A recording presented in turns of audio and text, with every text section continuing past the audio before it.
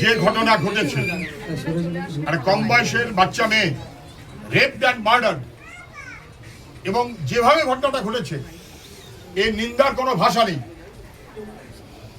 বিচার চাই। এমনকি যারা অপরাধী তাদেরকে মানুষ চিহ্নিত করেছে, পুলিশকে জানিয়েছে, পুলিশ অপদার্থতা করেছে, তা না হলে মেয়েটার প্রাণ যেত না। তাহলে মেয়েটার প্রাণ যারা নিয়েছে তারা যেমন অপরাধী, যাদের অপরাধে প্রাণ গেল অপদার্থতায়, তারাও সমানভাবে দায়ী।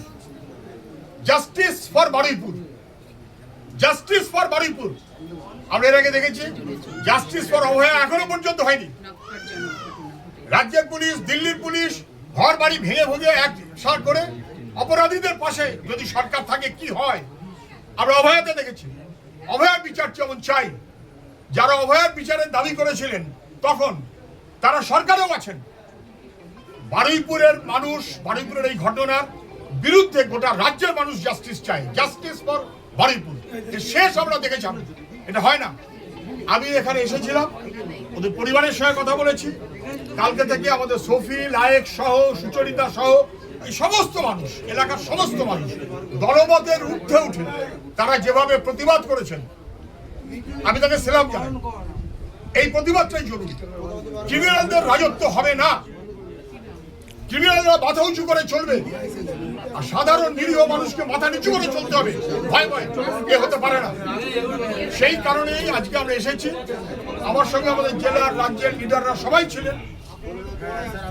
আমরা এসেছি এবং দেখা দিয়ে গেছি এইটা বলতে যা দরকার ওরা বিকাশদার কাছেও যাবে। বিকাশদার সঙ্গে আমরা কথা বলেছি।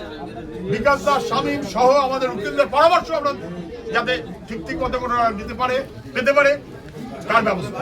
কালকে পুলিশের কাছে যাবার কথা।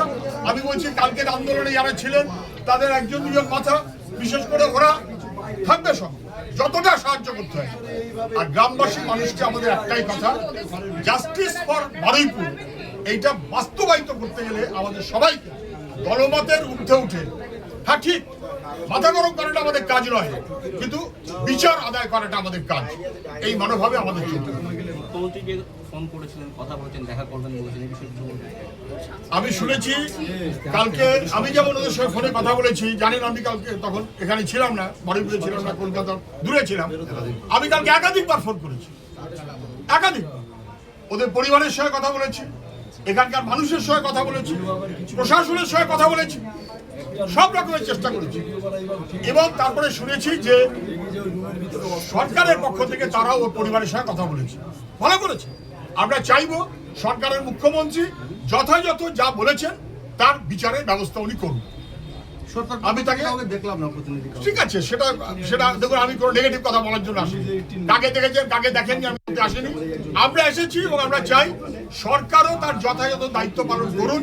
কালকে শুভেন্দুবাবু মুখ্যমন্ত্রী ফোন করেছিলেন, ভালো করেছেন, কিন্তু এখন বিচার দেওয়ার ব্যবস্থা করতে হবে। এই যে পুলিশের দায়িত্ব নিয়ে আপনি বললেন যে পুলিশ কবে তার নিজের দায়িত্ব পালন করেছে, না পুলিশ যে ঠিক মতো দায়িত্ব পালন করতে পারেনি এটা এখানকার সমস্ত মানুষ বলছেন।